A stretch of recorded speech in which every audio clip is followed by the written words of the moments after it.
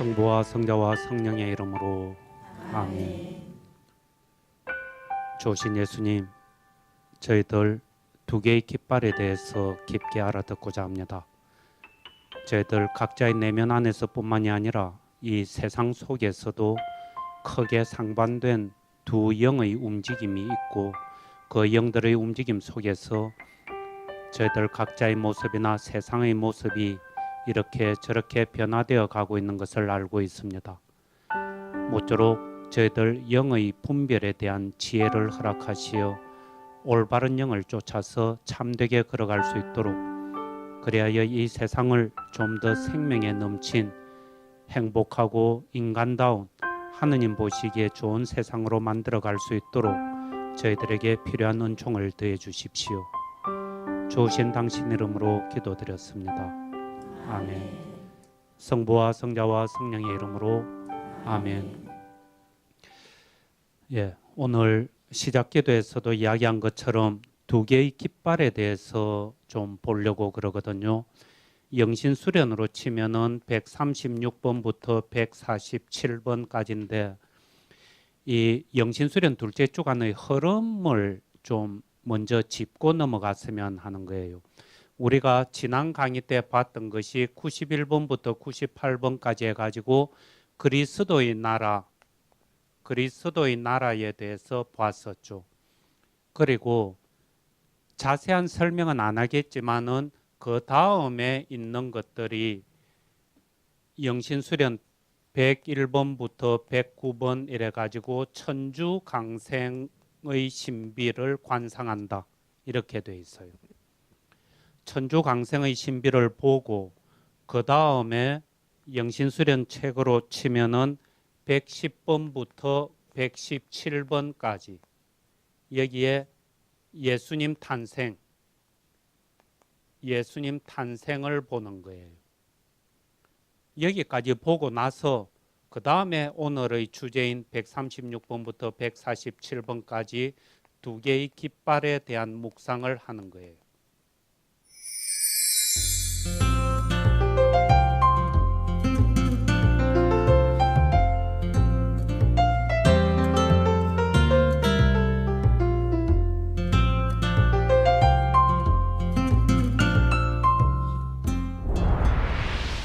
근데 이런 영신수련의 흐름하고 관련지어서 여러분들이 좀 깊게 알아두었으면 하는 것은, 그리스도의 나라 하는 것은 어떤 의미에서는 첫째 주간과 둘째 주간을 연결하는 다리 혹은 연매 역할을 한다 그랬죠.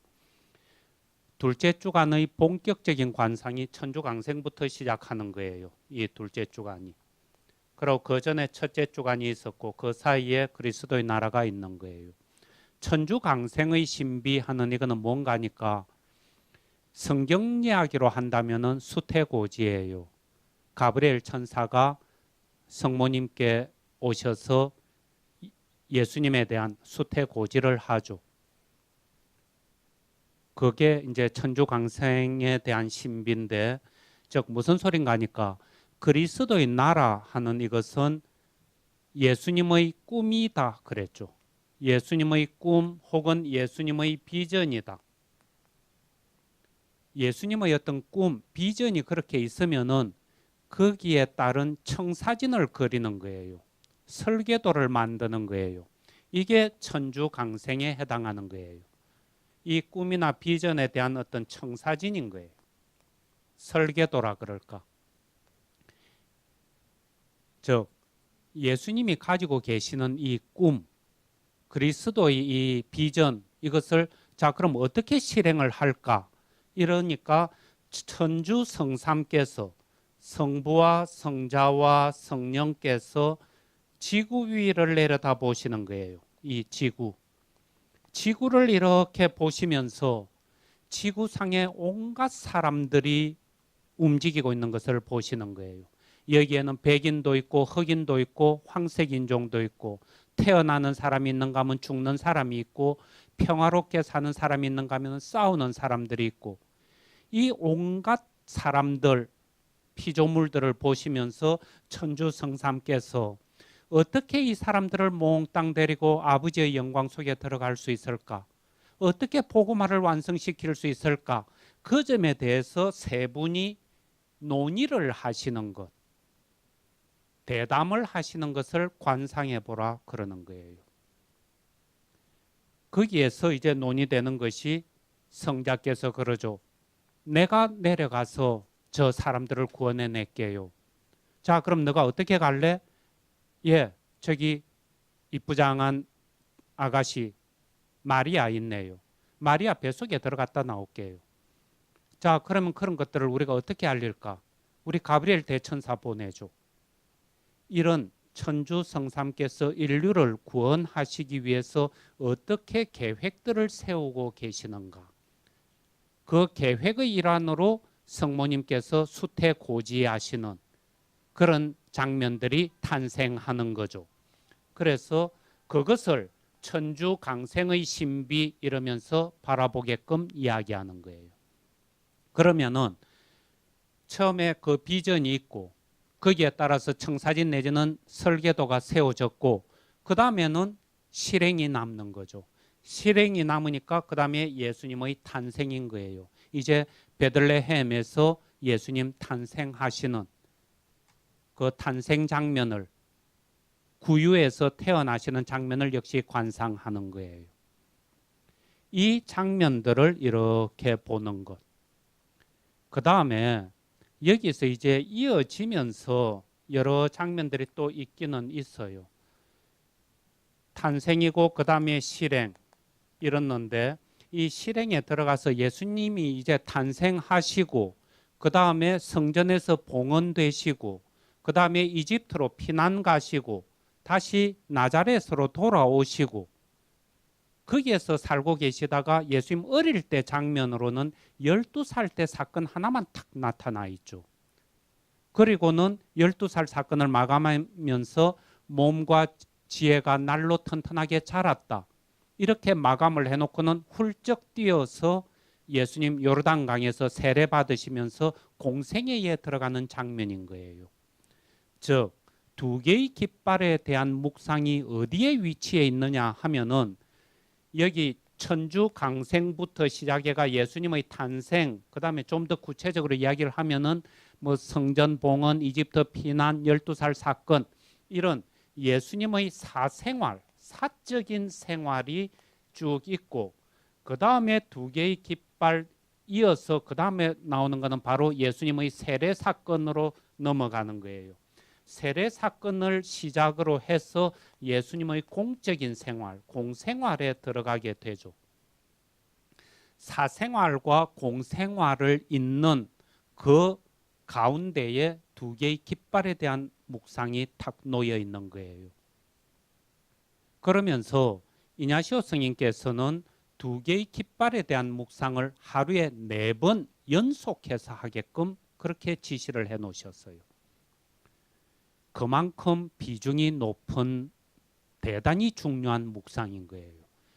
이냐시오 스님은 어느 기도 주제에 대해서도 4번을 연속해서, 그러니까 하루에 1시간짜리 기도를 4번 내지 5번 한다, 이런 기준에 의해서 보면은 거의 하루 종일을 꼬박 이 묵상만 하라 이야기신 거예요. 추측컨대는 이 두 개의 깃발 묵상이 사생활과 공생활을 이렇게 이어주면서 여기가 그러니까 예수님의 숨은 나자렛 생활 30년이 그대로 담겨 있는 시기죠. 12살 사건이 지나고 그 다음에 세례 사건으로 넘어갔는데 그 사이에 우리가 통상 30세 때 세례 받으시고 공생이 시작하셨다 이렇게 이야기들을 하니까, 그렇다면은 어릴 때부터 그냥 거의 기본적으로는 30년 동안의 예수님의 어떤 사적인 생활, 예수님 당신 나름대로 인격이 형성되고 세상을 바라보는 눈이 형성되는 그 시기를 두 개의 깃발 묵상이라는 것으로 집약을 시켜 놓은 거예요.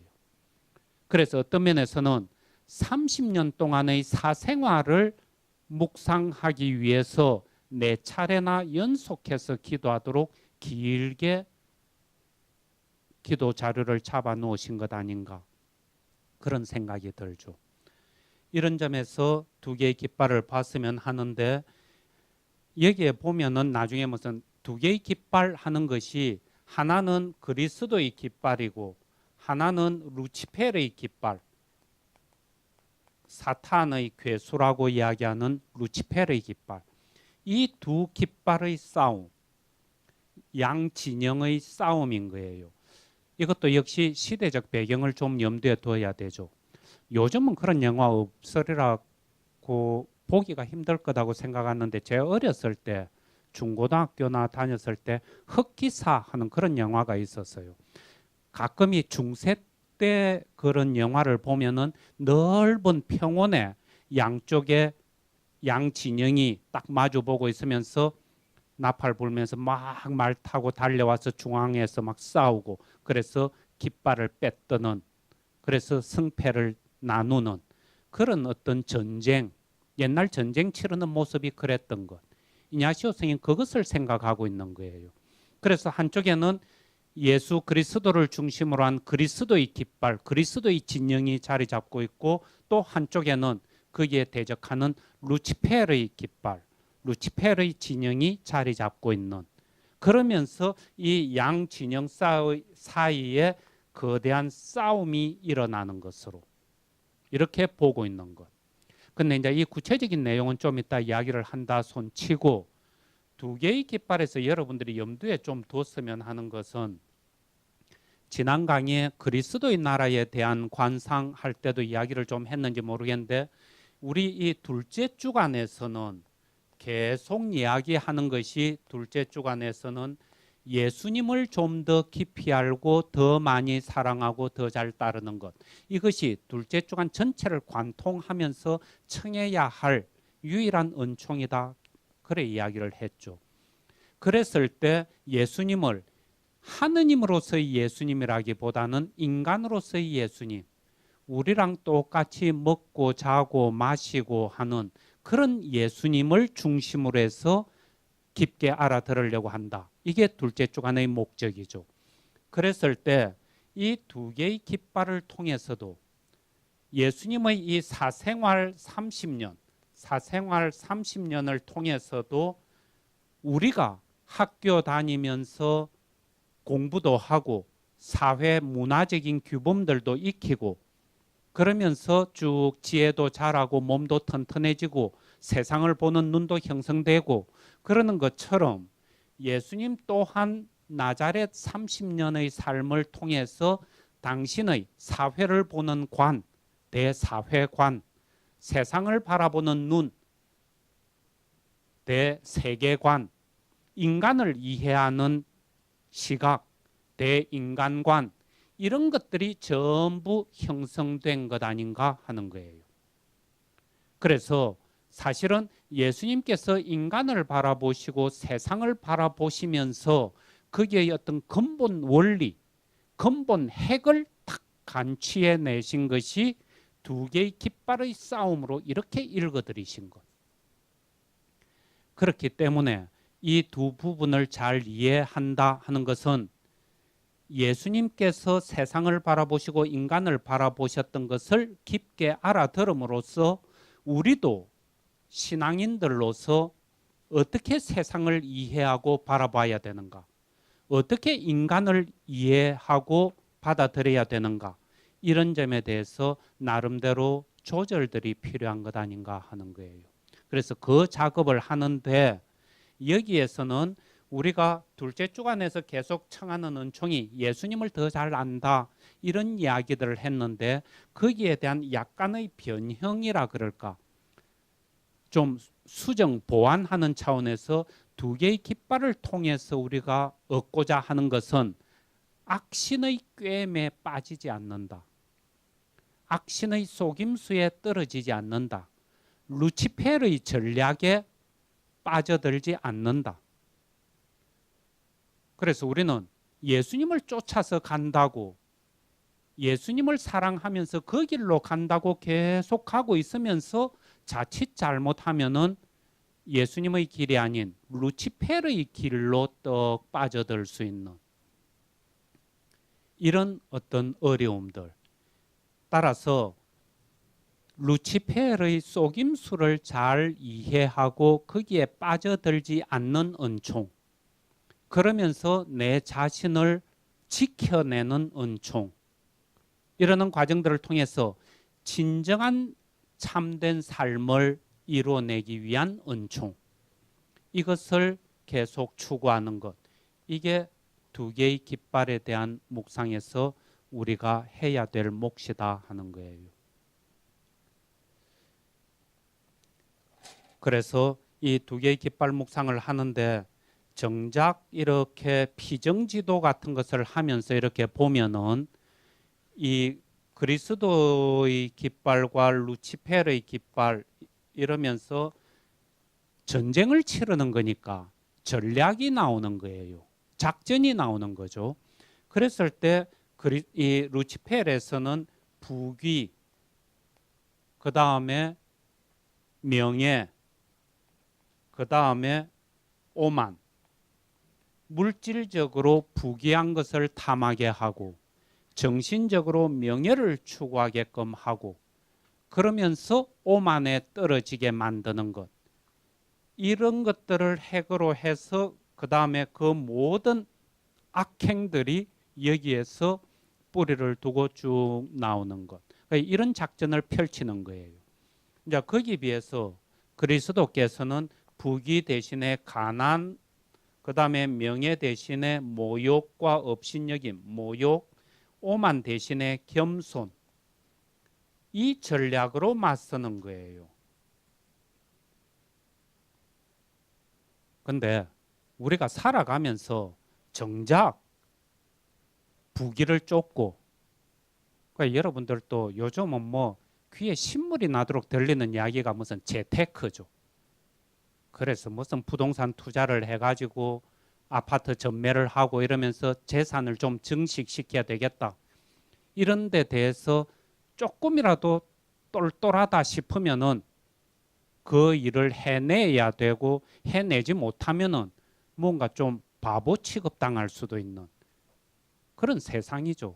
이게 뭐 신자든 아니든 별 대차 없이 거의 대부분이 그렇게 움직인다고 보여지죠.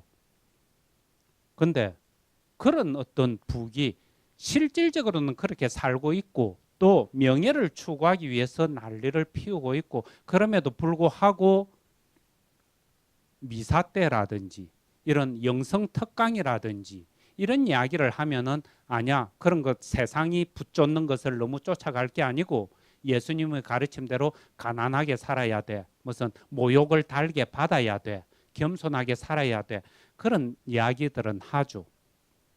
그렇게 생각은 하죠. 그러다 보니까 피정 지도를 할 때 이렇게 면담을 하면서 보면은 이 피정하는 사람들이 기도를 해 나가다가 첫째 주간 기도를 끝내고 첫째 주간에는 주로 자기 자신의 있는 그대로의 모습을 보는데 주로 죄스러운 장면, 어두움의 장면, 이런 것들을 주로 봤었죠. 이러다가 둘째 주간 들어와서 벽두에 처음에 뭐 그리스도의 나라나 천주강생 이런 거 잠깐 보고 바로 이어서 두 개의 깃발이 떡 나오니까 자기 반성에 떨어지는 경향들이 곧잘 있는 거예요. 아, 예수님께서는 가난하게 살기를 원하는데 나는 그저 재산 증식에 혈안이 돼가지고 주식값이 떨어지고 이러면은 그냥 하루 종일 힘도 없고, 그러면서 나는 얼마나 나쁜 신자인가, 제대로 걸어가고 있지 못한 사람인가, 그러면서 자기 반성하고 또 명예 대신에 모욕을 추구한다. 예수 그리스도께서는 그렇게 이야기하시는데 나는 내 자존심 누가 건드리면은 치를 떨고 못 견디고, 그런 내 모습 또 반성하고, 그러면서 나는 또 얼마나 겸손하지 못한가, 이런 자기 자신의 모습의 어떤 부족한 점이랄까, 어두운 점, 나쁜 점, 이런 것들을 또 반성하고 있는 이런 차원이 돼 가지고는 이것은 잘못된 것이다 하는 거예요. 그거 만약에 그런 게 필요하고 한다면은 첫째 주간에 이미 그 작업들을 하고 통과해 나왔죠.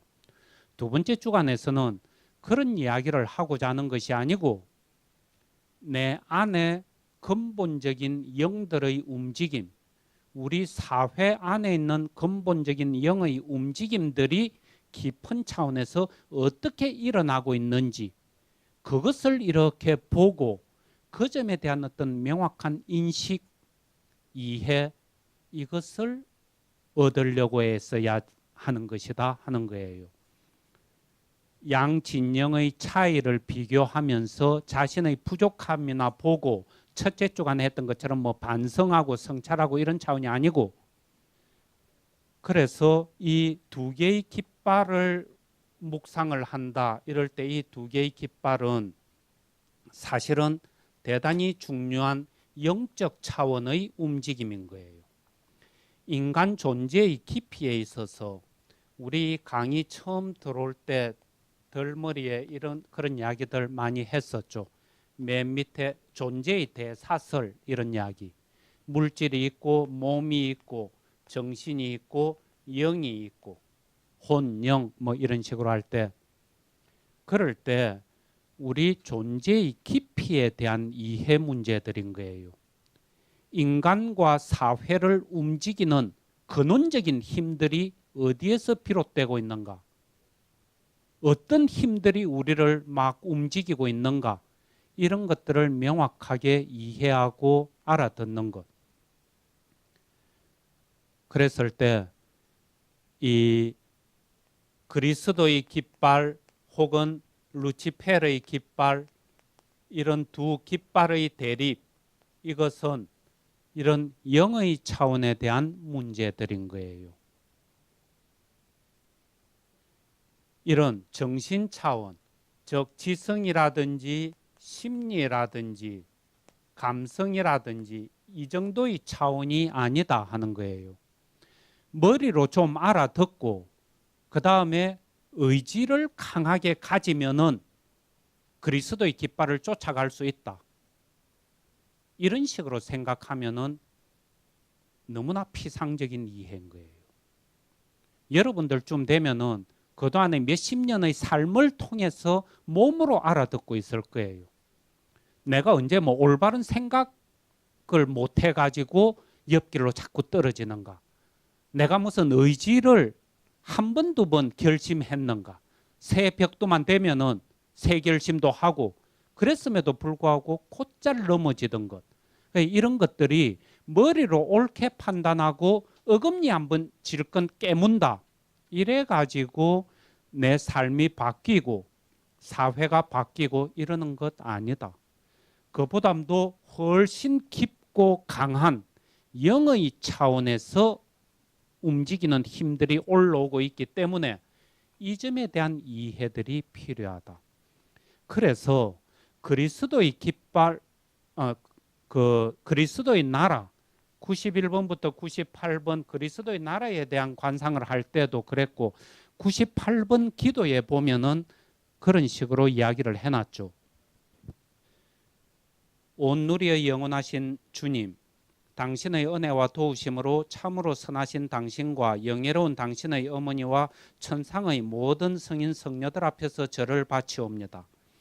오직 당신께 더 큰 봉사와 찬미가 되도록 온갖 모욕과 비난을 감수하고 모든 정신적 실제적 가난에 이르기까지 당신을 본받기를 원하고 바라며 신중히 결정하여 싸우니 부디 저를 그런 생활과 신분으로 선택하여 주시고 받아주시옵소서.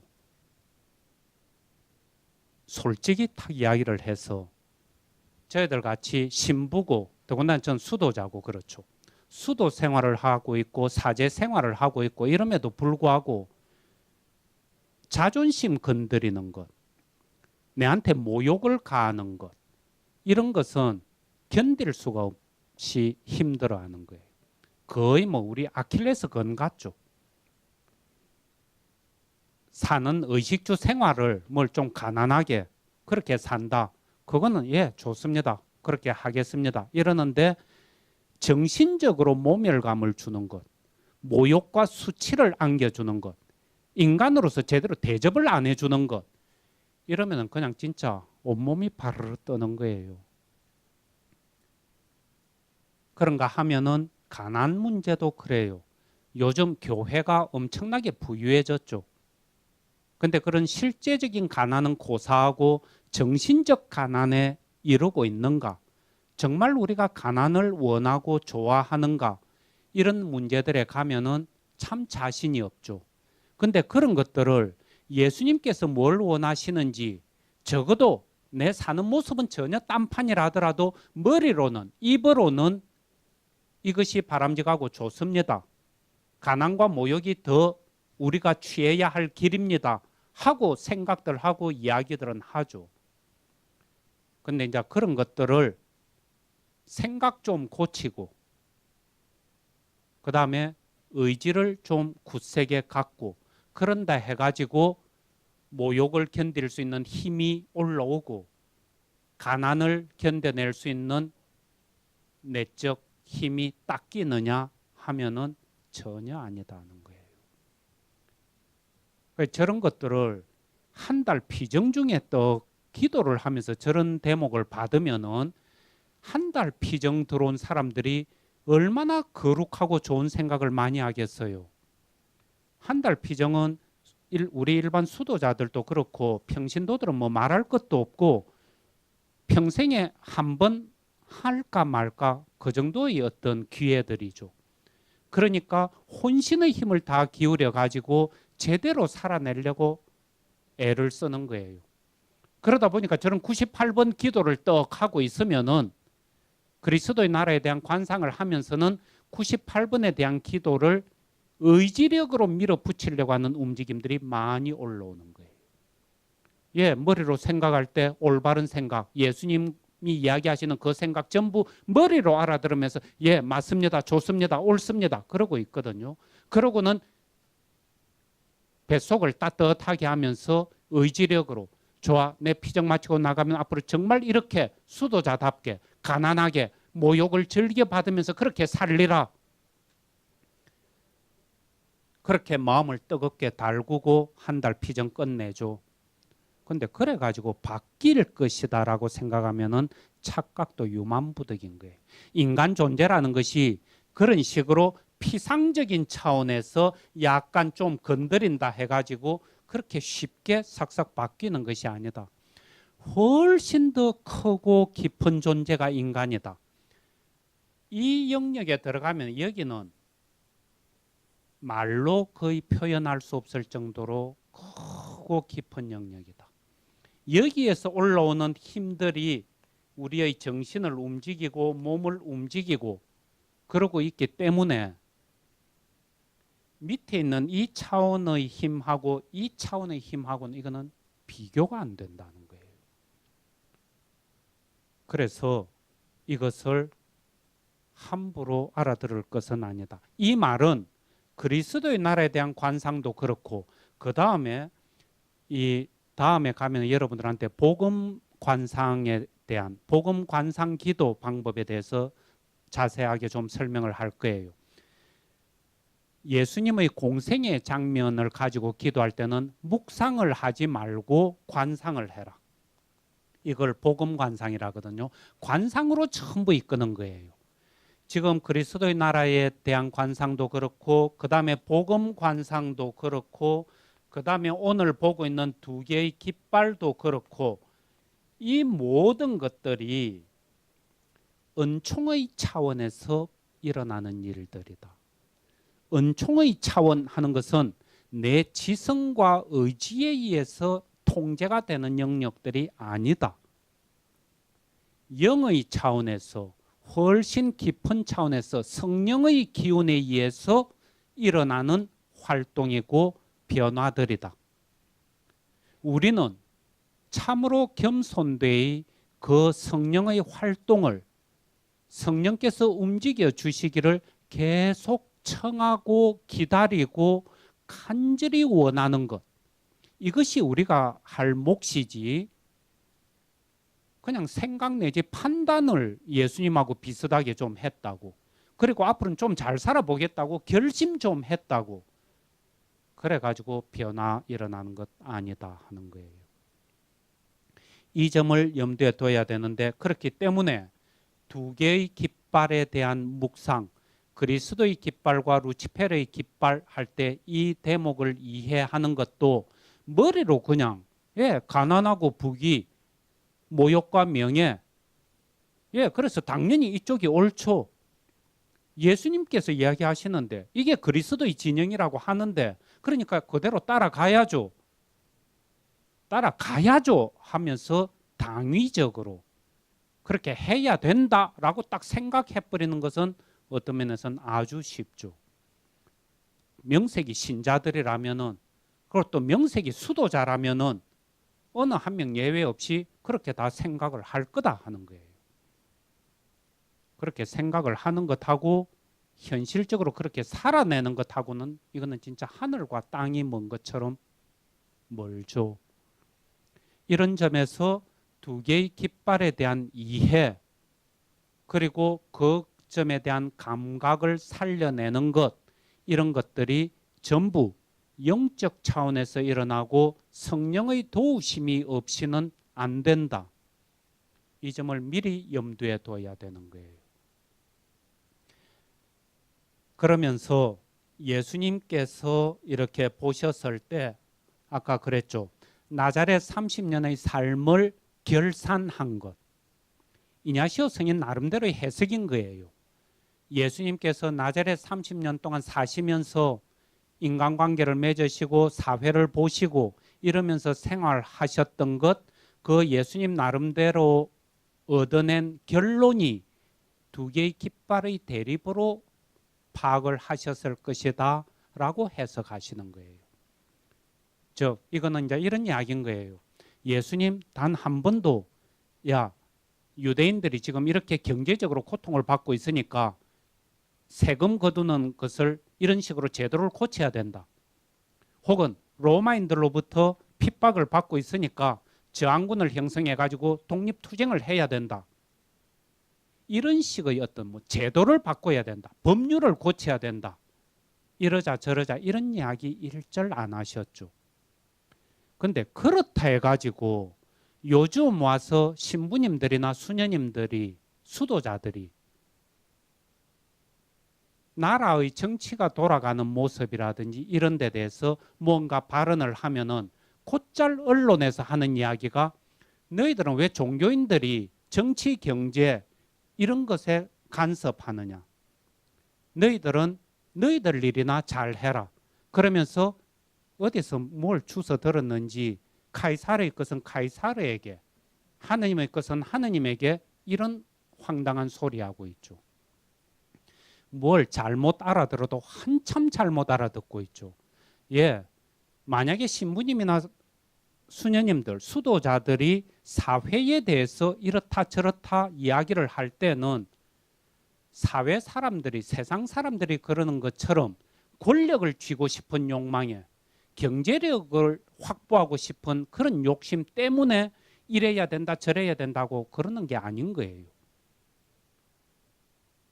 교회의 지도자들은 모든 신자들을 포함한 모든 사람들의 생명에 관심이 있는 거예요. 어떻게 하면은 생명을 더욱더 크게 키워낼 수 있는가? 생명을 누리되 어떻게 더 풍성한 생명을 누리게 할 수 있는가? 예수님 당신의 목적도 그것이었죠. 여러분들이 지금 그냥 세상에 적당히 한 발 담그고 적당히 한 발은 교회 문턱에 걸쳐놓고 그렇게 사는 모습도 나름대로 괜찮고 생명을 누리면서 걸어가고 있다.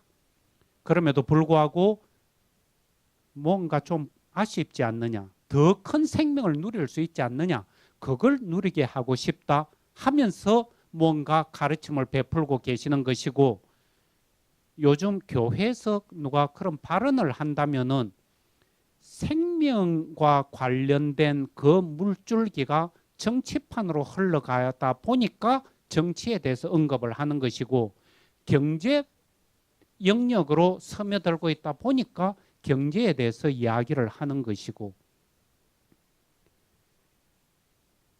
확실하게 알아들었으면 하는 것은 신앙생활을 한다 하는 것은 그저 성당에 모여서 교회에 모여서 주님 사랑합니다. 감사합니다. 그렇게만 하고 있고 삶 속에 다시 돌아가면은 자기 직장으로 돌아가면은 세상 사람들 뺨치는 논리로 재산 정식하고 명예를 걸어 모으고 권력을 쥐려고 그렇게 애쓴다면은 이런 것은 우리 신앙의 여정, 영적 여정하고는 거리가 멀어도 한참 먼 거예요. 삶하고 신앙 여정하고 완전히 일치를 해야 되죠. 그런 면에서도 우리는 삶 속에서 일어나는 여러 가지 모습들을 영적으로 읽어드려야 되고 그런 것들을 우리는 다른 식으로 표현하면은 복음화를 시켜내는 것이다. 이런 식으로 이야기를 했죠. 우리가 두 개의 깃발을 보고 걸어갈 때는 참된 움직임들이 어디에 있는지 그리고 영적 움직임이 어디에 있는지 이런 것들을 깊게 식별을 하면서 움직여야 될 것이다 하는 거예요. 그랬을 때 우리 이 가난과 부유 이제 작전들을 구체적으로 좀 살펴봤으면 하는데 가난과 부귀 그 다음에 모욕과 명예 그 다음에 겸손과 오만 이 가난과 부귀 이 부분을 진짜 이해를 좀 잘 해야 되겠다 싶은 거예요. 가난과 부귀 이런 데 가지고 요즘 모든 사람들이 부유해지려고 난리를 피우죠. 학생들도 스펙 잘 쌓아가지고 좋은 대기업에 취직하는 것 이것이 최대의 관심사로 되어 있는 것 같은 거예요. 부모들도 재산을 증식하고 사익감이나 며느리를 찾아도 수입이 많은 사람을 선호하고 모든 것이 경제적인 풍요로움, 부귀를 향해서 치달리고 있는 이런 세상에 가난을 택해야 된다. 이래 이야기를 하면은 신자들인 여러분들쯤 되면은 적어도 나름대로 열심히 신앙생활을 하려고 애를 쓰는 분들이죠. 그런 여러분들조차도 가난을 택해야 된다 이러면은 와 닿는가? 가난을 택하겠다고 마음이 생기는가? 그럴 턱이 없죠. 이 점에서 우리 좀 깊게 알아들어야 되겠다 싶은 거예요. 여기에서 루치페르의 작전하는 여기의 부귀하는 것은 진짜 우리가 보통 이야기하는 가난한 것과 부유한 것 그렇게 갈라놓은 그 측면의 부귀인 거예요. 재물을 많이 확보하는 것, 재산을 많이 가지는 것, 그 부귀. 근데 여기에서 예수 그리스도의 작전 속에서 가난하는 것은 그런 부귀와 대립되는 가난한 것, 그 의미하고는 다르다 하는 거예요. 무슨 소린가 하니까 만약에 그렇게 가난한 것이 진짜 늘 떨어진 옷 입고 먹는 것이라고는 그저 풀어터진 라면이나 먹고 추운 데서 벌벌 떨고 그렇게 사는 것 자체가 우리가 취해야 할 모습이고 걸어가야 할 길이다. 그런다면은 좀 이상한 것 아니냐 하는 거예요. 하느님께서 도대체 이렇게 풍요로운 세상을 만들어 놓으신 것 그렇게 배를 쫄쫄 굶고 헐벗음에 떨고 그렇게 하실 바에야 뭐 하려고 이렇게 풍요롭게 만들어 놓으시는가? 그게 아니다 하는 거예요. 본래 우리 가난하는 것은 가진 게 없는 게 가난한 거죠. 집도 없고 절도 없고 가진 것이 없는 것이 가난하다. 가진 것이 없다. 즉 내 소유다. 이건 내 거야 하는 그게 없는 것. 이 말은 현실적으로는 어쩌면은 아주 부유한 집에서 아주 호화로운 의식주 생활을 하고 있으면서 누릴 것은 다 누리고 있을지도 몰라요. 그럼에도 불구하고 하나도 내 것이 아니고 내가 가지고 있는 것이라고는 없다 하는 자세로 만약에 살아내고 있다면은 이것은 철저한 그런 측면의 가난한 것을 이야기하는 것이 그리스도의 깃발 속에서의 가난이다 하는 거예요. 이것을 이냐시오 성인은 두 개의 깃발 이야기를 하면서 정신적인 가난 이렇게 이야기하고 있죠. 정신적인 가난에서 한 걸음 더 나아가서 실제적인 가난, 진짜 현실적으로 의식주 생활이 궁핍한 것, 이 현실적인 가난으로 들어가기를 그것까지도 청할 수 있으면은 청한다 이러지만은 우선적으로 우리한테 요구하는 것은 전부 정신적인 가난인 거예요. 이런 정신적인 가난을 요구한다. 즉 모든 것을 내가 옷도 가지고 있고 차도 가지고 있고 집도 가지고 있고 다 뭘 누리고 있는 것 같은데 내 것이다 라고 주장할 수 있는 것은 하나도 없다. 누가 달라고 그러면은 그대로 그냥 줘버린다. 이런 의미에서의 가난하는 것. 이 말은 내가 어떤 재물이나 재산을 가지고 있느냐 가지고 있지 않느냐 하는 이 집착으로부터 완전히 놓여놔버린 거예요.